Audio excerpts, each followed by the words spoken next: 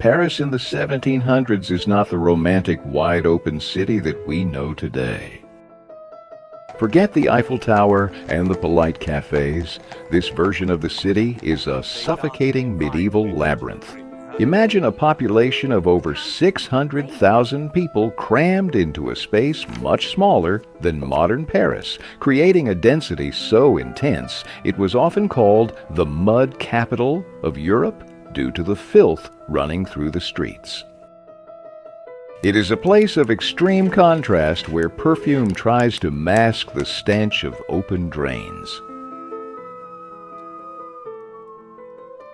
Today, through the power of AI, we are going to wipe away the dust of centuries to walk these chaotic, narrow streets once again. The heart of the city. We find ourselves standing on the Pont Neuf, the new bridge, which ironically is the oldest standing bridge across the Seine today.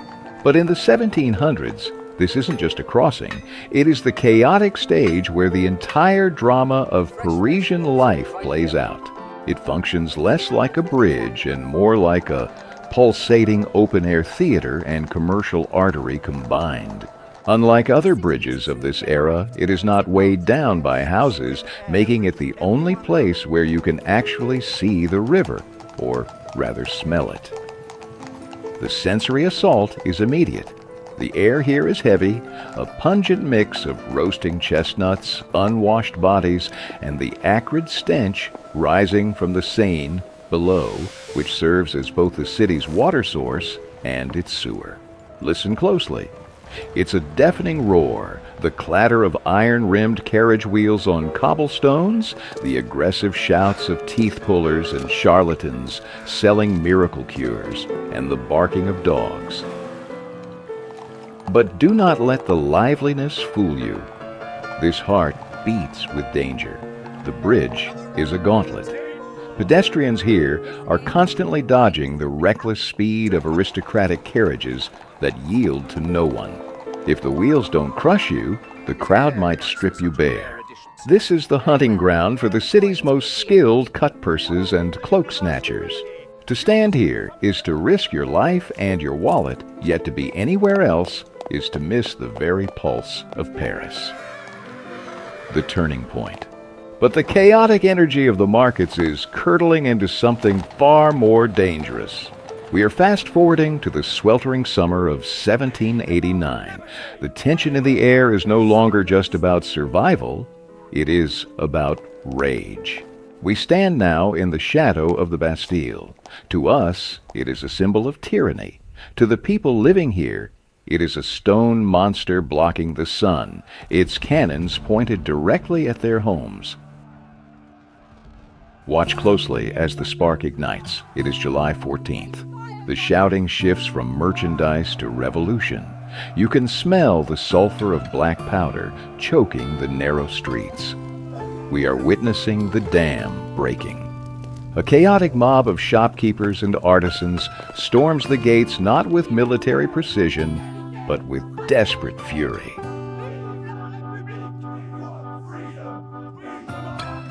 This moment changes the face of the city forever, quite literally.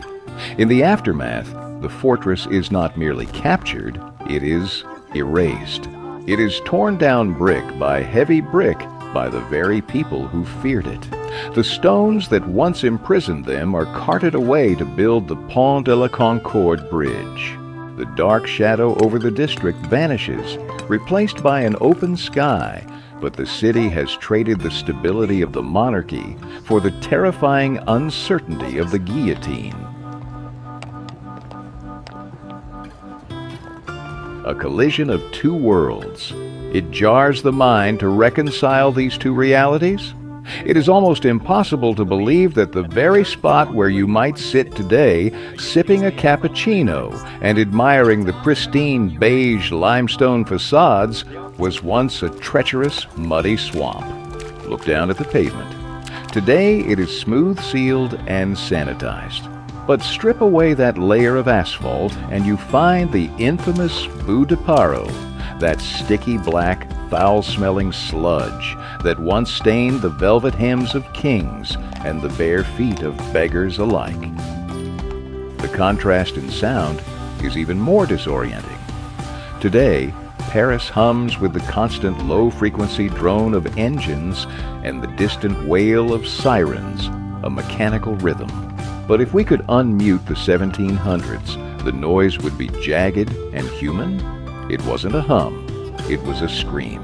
It was the sound of iron wheels grinding against uneven stone animals in distress, and thousands of people shouting just to be heard over the din. We call this the City of Light, and tonight, street lamps will turn the boulevards into a glowing spectacle. But 3 centuries ago, nighttime was a shroud of absolute terror. If you didn't have a lantern bearer, you didn't move.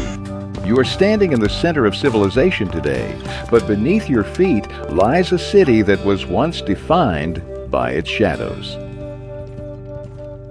The hidden corners of society. We often get blinded by the gold of Versailles, but that is not the real Paris. To find the soul of this city, we must look into the shadows. We are climbing the rickety narrow stairs to the suffocating attics, the garrets where the sun rarely touches.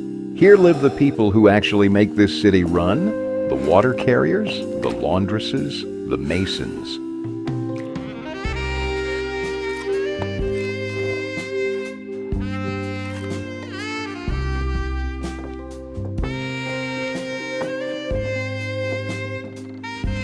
They do not feast on pastries. We watch a family huddled around a table breaking pain biz, a dark, heavy bread that is often cut with sawdust or grit just to make the flour last longer. Their greatest fear isn't political intrigue or court gossip. It is the price of grain. For them, a bad harvest doesn't mean fewer luxuries. It means starvation.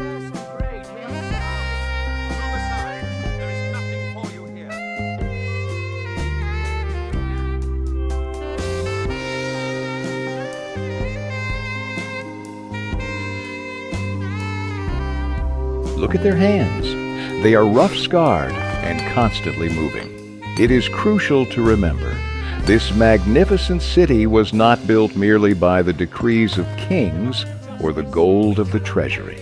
It was built stone by heavy stone, by the sweat and the quiet desperation of these nameless souls who will never appear in a history book.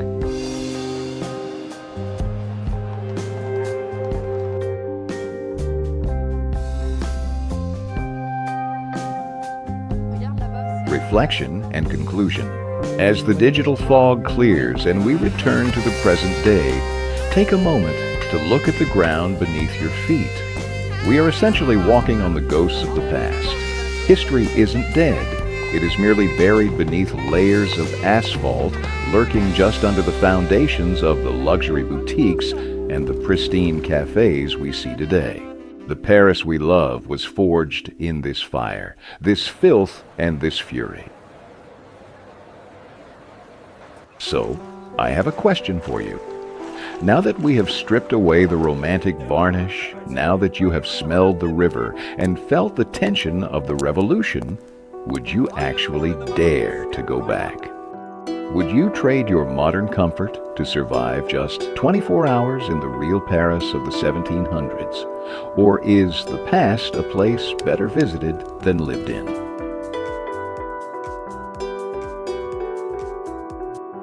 Let me know your thoughts. And more importantly, tell me in the comments, which lost world should we resurrect next? London in the fog. Rome in its glory. Drop the name of the city and the year below. Thank you to the AI technology that allowed us to time travel today. Until our next journey into the deep past.